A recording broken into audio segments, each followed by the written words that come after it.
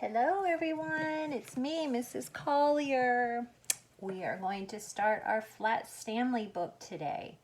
Now this is a chapter book, it's a short chapter book, and it's called Flat Stanley, His Original Adventure. And wow, this is the 50th anniversary. This book is as old as me, and the author and illustrator is Jeff Brown. So we're going to start reading Flat Stanley, His Original Adventure. Oh, excuse me, the pictures are by Mackie Pimentuan. And remember, books are dedicated often to people. So this book was written for J.C. and Tony. Here's the table of contents. The first chapter we're going to read is The Big Bulletin Board.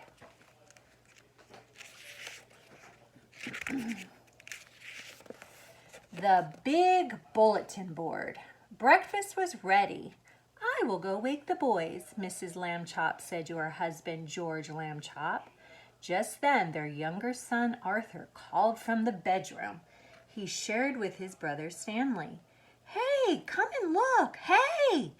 Mr. and Mrs. Lambchop were both very much in favor of politeness and careful speech. Hay is for horses, Arthur, not people, Mr. Lambchop said as they entered the bedroom. Try to remember that. Excuse me, Arthur said, but look! He pointed to Stanley's bed. Across it lay the enormous bulletin board that Mr. Lambchop had given the boys a Christmas ago so that they could pin up pictures and messages and maps.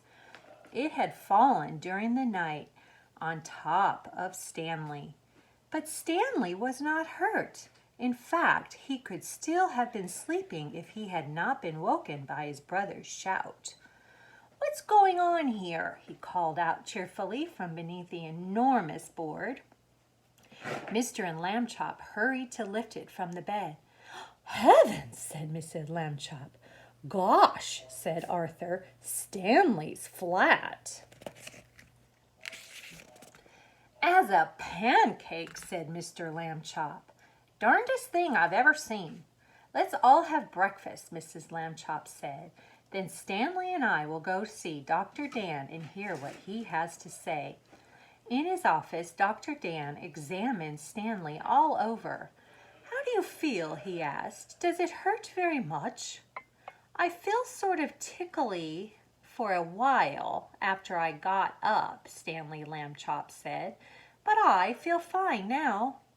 Well, that's mostly how it is with these cases, said Dr. Dan. We'll just have to keep an eye on you. Oh, on this young fellow, he said, when he had finished the examination. Sometimes we doctors, despite all our years of training and experience, can only marvel at how little we really know. Mrs. Lambchop said she thought Stanley's clothes would have to be altered by the tailor now, so Dr. Dan told his nurse to take Stanley's measurements. Mrs. Lambchop wrote them down. Stanley was 4 feet tall, about a foot wide, and half an inch thick. Okay, that is the end of chapter 1.